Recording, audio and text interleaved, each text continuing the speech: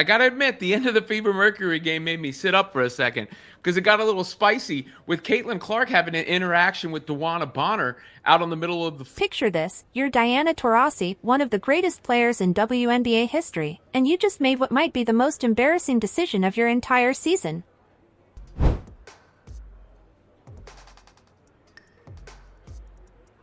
In front of thousands of fans and millions watching online, you decide to square up with Caitlin Clark, the league's brightest star, only to watch her casually wave you away like you're nothing more than an annoying fly at a summer picnic. The cameras caught every second, the internet exploded, and now you're trending for all the wrong reasons. This is the story of how one veteran's attempt at intimidation backfired so spectacularly that it became instant meme material. But let me back up and set the scene properly. The Indiana Fever walked into Phoenix with everything on the line. Their playoff hopes were hanging. I know that the Indiana Fever is trying to make a push for the playoffs. We've been getting mixed signals coming out about Caitlin coming back, about Caitlin being, somewhat ready to go. Then we got Stephanie White saying it's day-to-day again, basically. Well, I'm here to tell you, Caitlin Clark is not shying away. By a thread, injuries were piling up faster than laundry, and nobody seemed to know from one day to the next whether their superstar would even be on the court. Caitlin Clark's status had been the subject of more speculation than a Hollywood breakup, with coach Stephanie White playing the mysterious day-to-day card so often that fans were starting to wonder if she'd forgotten how to give a straight answer. The uncertainty was killing everyone. One day Clark would be spotted limping through practice with what looked like ankle trouble. The next day, whispers about groin issues would surface. Then suddenly she'd be out there drilling logo threes like point in time. But that interaction stood out to me for a couple of reasons. I mean, number one, obviously, is the history there, where Dewanna Bonner was on the Fever for a cup of coffee and then winds up on the Mercury. Before the season, Caitlin Clark said she wanted to win a ring for her. Nothing ever happened. Fever fans were getting medical degrees just trying to decode the injury reports, and the constant guessing game was wearing everyone thin. But here's the thing about Caitlin Clark, whether she's healthy, hurt, or somewhere in between, she's still the biggest story in women's basketball. Think about it for a second. We're talking about a player in just her second year who already commands more attention than veterans who've been grinding in the... Right? Like she said, I want to win for her. And Caitlin Clark went out of her way to also, shine light on how Dewanna Bonner had risen up to the top of, near the top of the all-time WNBA scoring ranks. League for over a decade. Every step she takes gets analyzed. Every shot she attempts becomes a potential highlight reel. Every interaction she has with opponents turns into must-see content. The WNBA might not want to admit it publicly, but they know the truth right now. Their league runs on Caitlin Clark energy, and everybody else is just along for the ride. So when Diana Taurasi decided it was a good time to test that energy, she was playing with fire in the most public way possible. But here's where the story gets really interesting. These two players actually have history, and it's not the kind you'd expect. Not too long ago, Clark was singing Taurasi's praises, talking about how she wanted to win a championship for her, acknowledging her incredible scoring records and legendary status.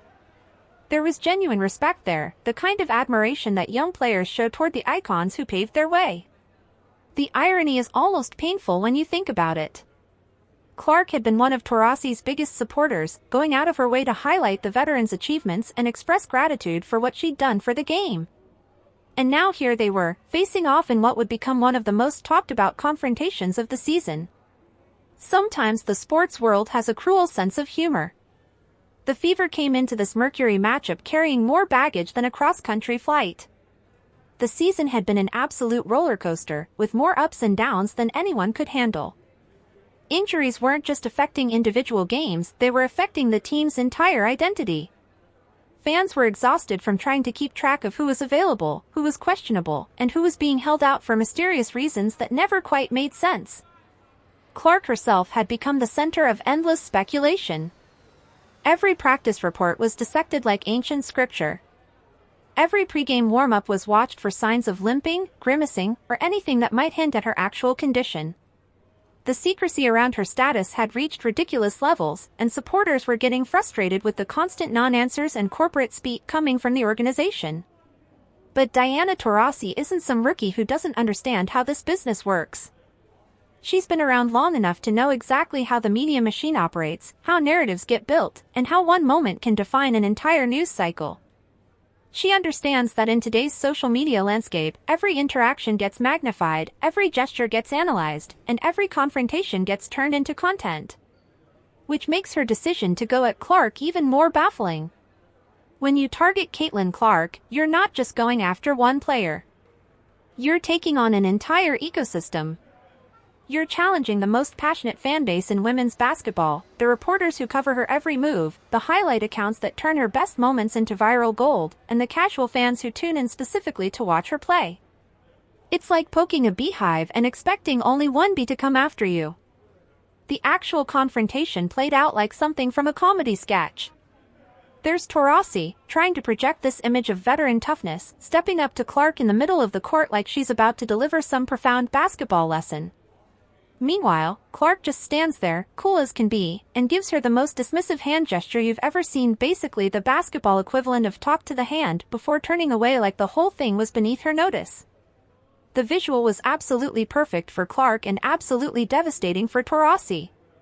While the veteran was puffing up and trying to look intimidating, Clark appeared completely unbothered, almost amused by the whole situation.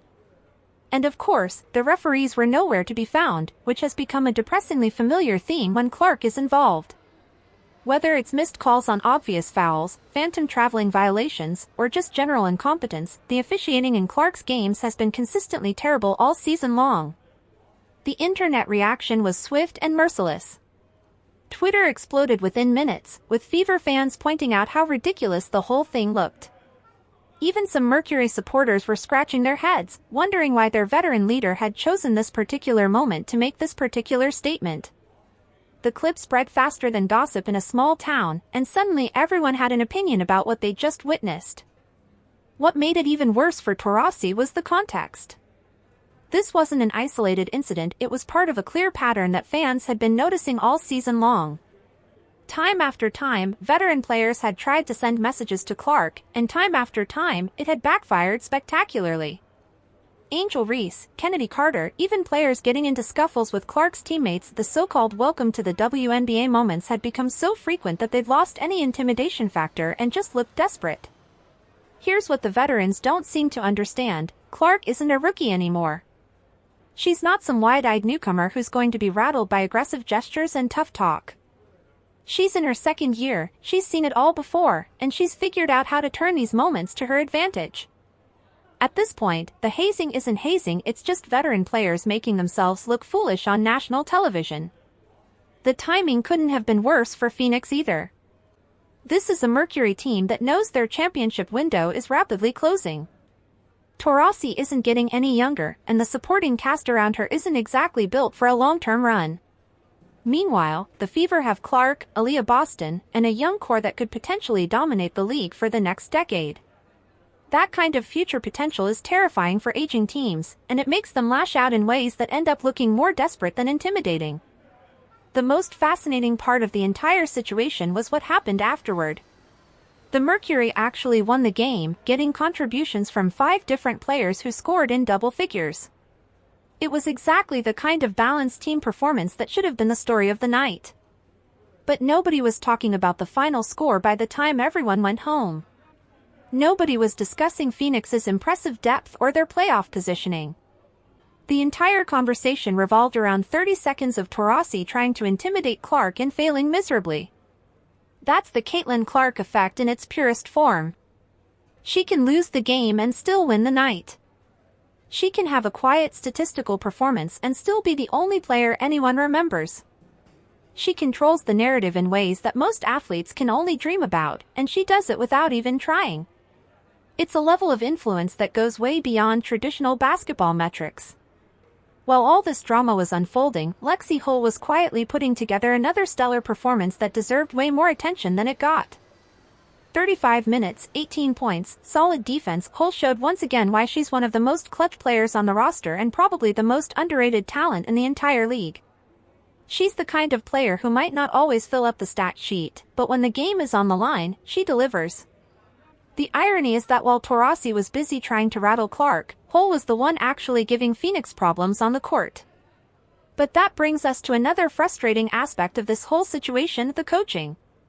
Stephanie White has got to find a way to stop letting games slip away like this, especially when the other team is getting balanced scoring from multiple players. That's not one hot shooter having a career night. That's a systematic defensive breakdown that suggests much deeper problems. And while she's trying to manage rotations, handle media pressure, and deal with constant injury questions, she's also got to watch her players get involved in petty sideline confrontations that steal all the attention from the actual basketball being played. The thing is, Clark didn't need to drop 30 points or dish out 15 assists to win this particular night. All she had to do was stand her ground, make one dismissive gesture, and let the cameras do the rest. That's real power. That's genuine influence. And that's exactly why every veteran who thinks they can teach her a lesson ends up regretting it almost immediately. You can foul her, shove her, try to get in her head with trash talk, none of it matters. She's still going to be the headline. She's still going to be the player everyone talks about. And she's still going to turn your attempt at intimidation into content that makes her brand even stronger while making you look petty and desperate. The Fever fanbase has been watching this pattern play out all season long, and they're absolutely fed up with it. They've seen Clark take cheap shots that don't get called. They've watched referees swallow their whistles while she gets pushed around. And now they had to sit through another veteran trying to punk their star player in front of a national audience. But instead of getting discouraged, they turned it into fuel. They blew up the clip on social media, they memed Taurasi's tough guy act into oblivion, and they made sure everyone knew exactly how ridiculous the whole thing looked. That's instant regret in real time, and Taurasi is smart enough to know it. She might have thought she was making some kind of statement in the moment, but the only statement people heard was that Caitlin Clark owns this league's spotlight whether veterans like it or not. The more they fight it, the stronger she gets. The more they try to diminish her influence, the more obvious it becomes that they're scared of what she represents. So here we are, talking about Dana Bonner's 19 points being completely overshadowed by 30 seconds of failed intimidation. That's not the kind of legacy moment any veteran wants to be remembered for, but that's exactly what happens when you pick a fight with Caitlin Clark.